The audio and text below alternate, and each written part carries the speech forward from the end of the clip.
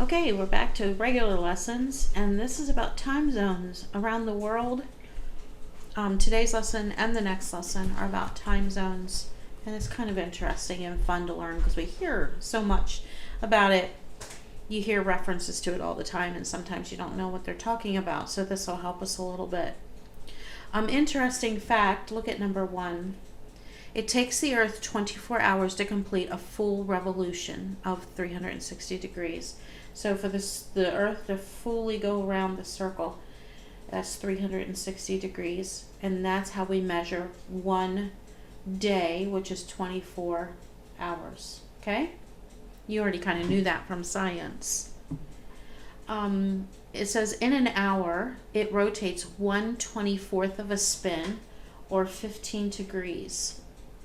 It takes 4 minutes for the Earth to move one of those 360 degrees. Okay? Well, based on that, let's look down below, because they're asking us down here. Look what it says at number 1. Find the time required for the Earth to rotate these degrees longitude. If necessary, simplify your answer. So remember that it takes 4 minutes to go 1 degree, okay? So if you want to go 2 degrees, how many minutes would that be? Did you say 8 minutes? How about 10 degrees? I'll just multiply the 4 times 10. How about 24 degrees? Oh, well, what's 24 times 4? Well, if we double 24, that's 48. And we'll double it again, and it'll be times 4. 48 doubled is, oh, sorry, 96. Oh, sorry. I keep seeing mistakes I'm making. It's not degrees, it's minutes. My goodness, I quit. I'm down at the bottom of the page, and I'm touching stuff. Okay. Oh, and by the way, they say to simplify the answer, that means convert that to hours a minute. So 96 minutes, we can pull out one 60-minute time period, right, and make 1 hour. If we pull 60 minutes out, we're left with 36 minutes. That's what they mean by simplifying. 5 degrees would be 5 times 4, which would be 20 minutes. 38 would be 38 times 4. I'm going to do that. Whoops, get out of here. 38 times 4.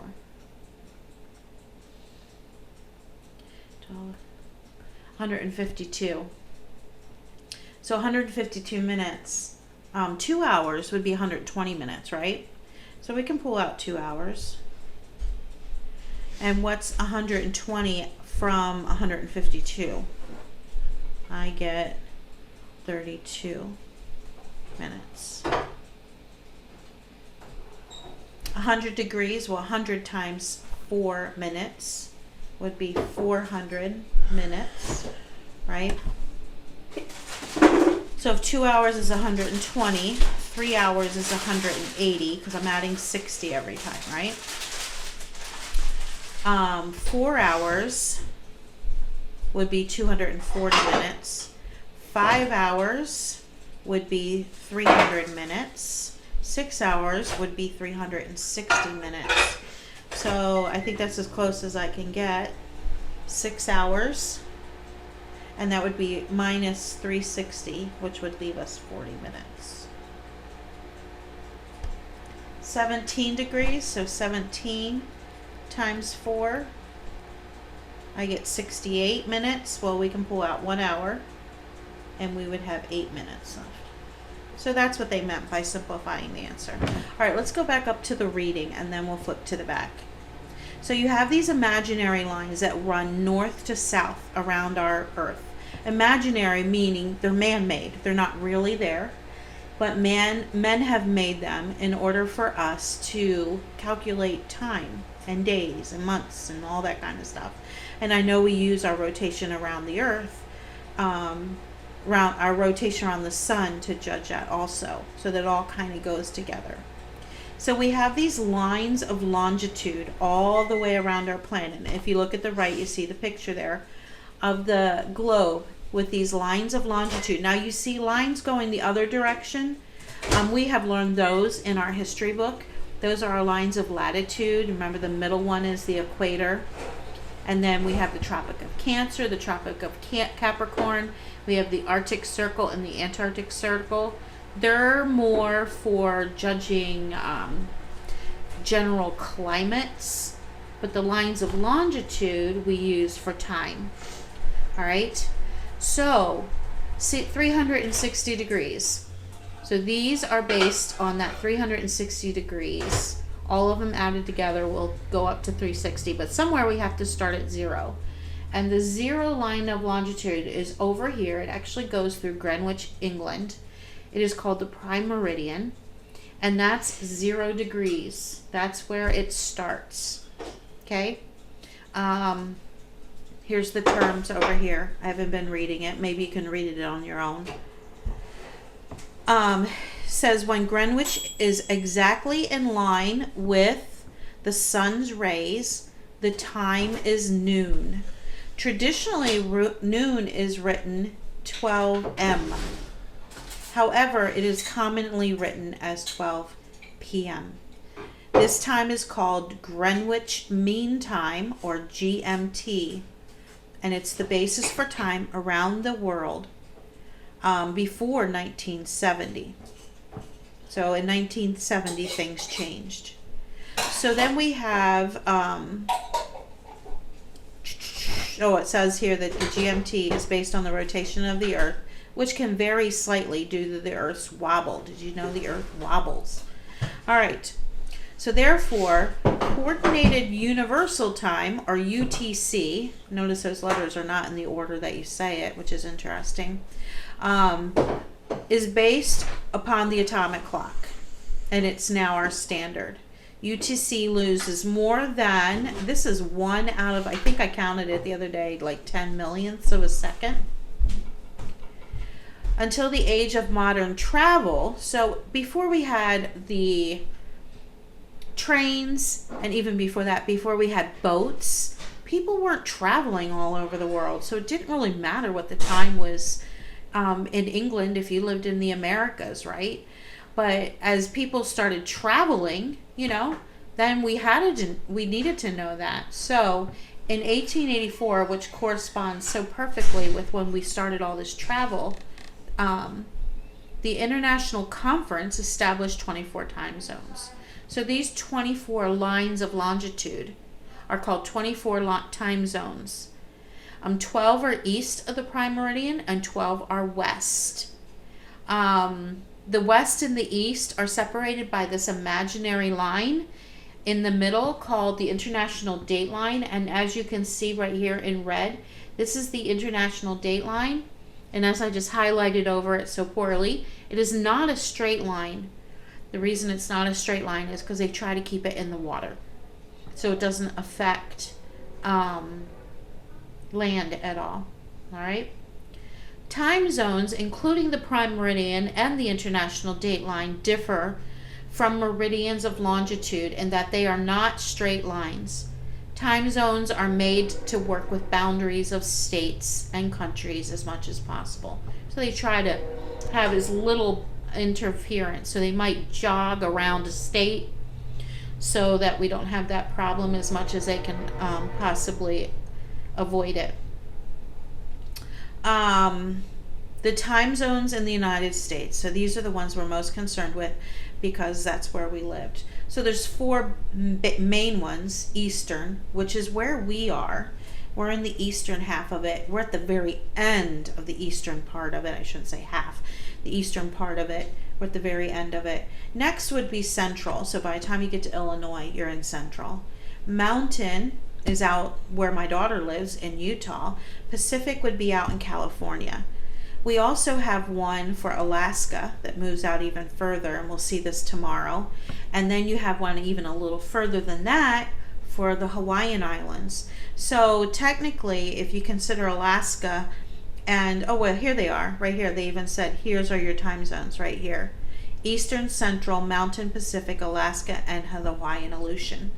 All right. And number 8, let's look at number 8.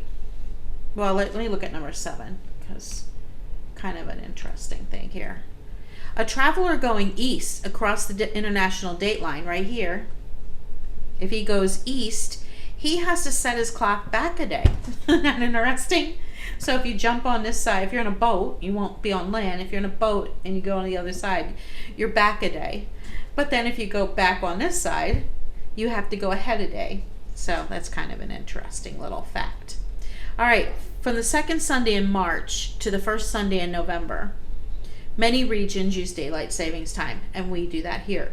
This means the clocks are set ahead 1 hour for the standard time of that zone. So in the spring, we do daylight savings time. We move our clocks ahead 1 hour. In the winter, in the fall, we fall back. We go back to normal time. All right? All right, and there's a lot of controversy these days. Do we really need this anymore? And people go back and forth with it. I don't think they're going to change it in my lifetime. People are so used to it. All right, let's go to the next page. Oh, more one. Here we go. I'm so proud of myself for remembering that. All right, so let's fill in this chart based on the time zones, and this is really easy. Okay, so the first one they did for us, if you're 3 o'clock in Hawaii, 1 hour ahead in Alaska, another hour ahead in California, another hour ahead in Utah, another hour ahead in Illinois, and another hour ahead in Michigan. All right, so that's how it works. Now they're going to put one right in the middle here, Pacific.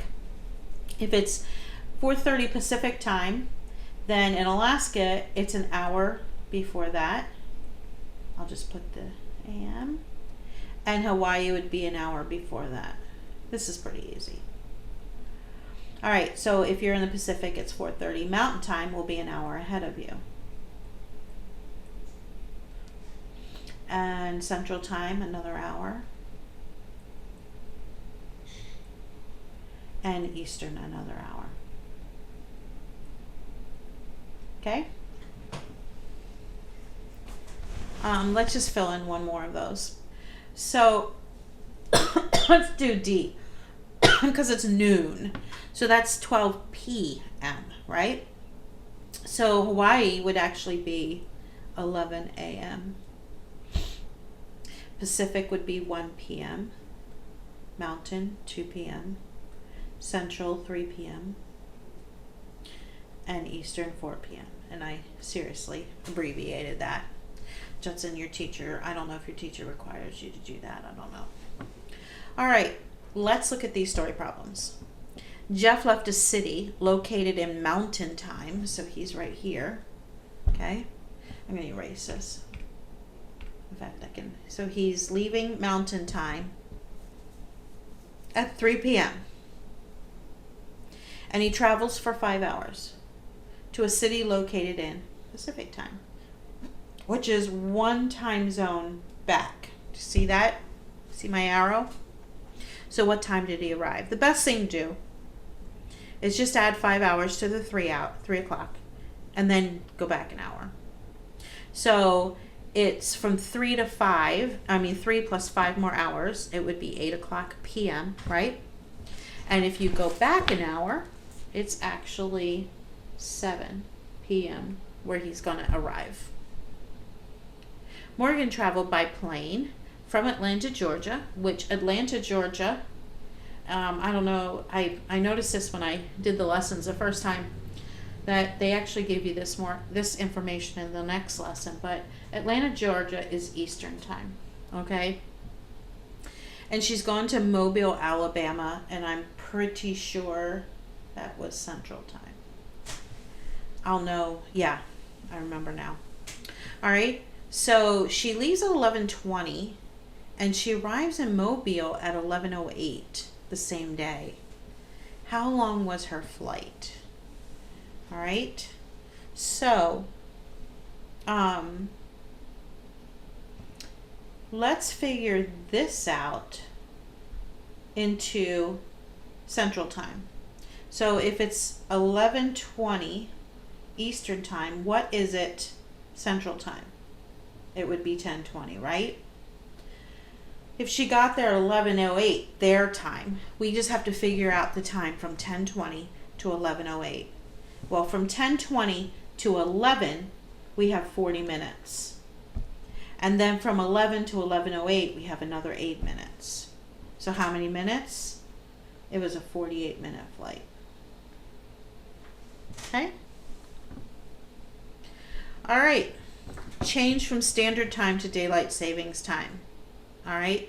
So if it's 5 p.m., daylight savings time, you go ahead in spring. So it would be 6 p.m. 12 noon, it would be 1 p.m. And 3 a.m., it would be now 4 a.m. Okay? All right, everything else is review. Pretty easy. Here's the formula.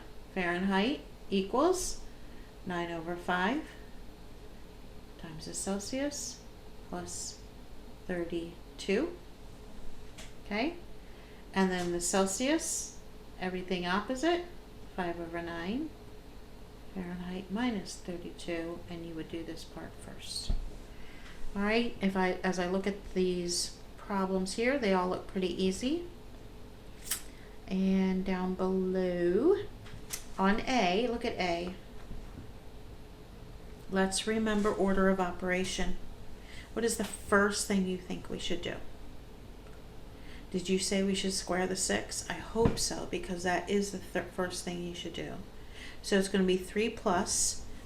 Is the answer 12 or 36? Hopefully you said 36. And then divided by 2. At this point, what should we do first? Should we add or should we divide? Well, remember order of operations, multiplication and division have priority over addition and subtraction, right? So 36 divided by 2, or 36 halved, would be 18, right? And you're going to take 3 plus the 18, and your answer should be 21. All right? When you simplify this, just get rid of those zeros first. Take it down to 51/31. So let me just review E, F, and G with you to make sure that that's... Oh, I hope you guys were hearing me. I see now that I didn't have my microphone next to me. Oh, so distressing. But last time I forgot that. It did work. So I'm going to I'm going to finish this lesson and then check my recording. Okay. So 6.8 times by 1,000, you just move the decimal to the right by how many zeros you have. If your decimal's at the end, you just keep moving the decimal over by adding zeros. So if it's 6.8, I'm going to write 6.8 here. What I do, 100 has 2 zeros. When you're multiplying, you're making a number bigger. So I move the decimal over twice, and this little spot here gets a 0. Do you see how you do that? If you divide by 1,000, so now you're making the number smaller. And in 15, that's where the decimal is, even though we don't write it. We have to move that decimal over in the other direction because we're dividing, we're making it smaller. By how many zeros there are? 3. 1, 2, 3. So at this point, the decimal's here. You see how that works? All right. All right, everything else looks pretty easy. I'll leave you to your own intelligence, which I'm sure you'll do just great. I'm going to stop this, and I'm going to keep my fingers crossed and pray this lesson was clear enough for you to hear. Have a good day.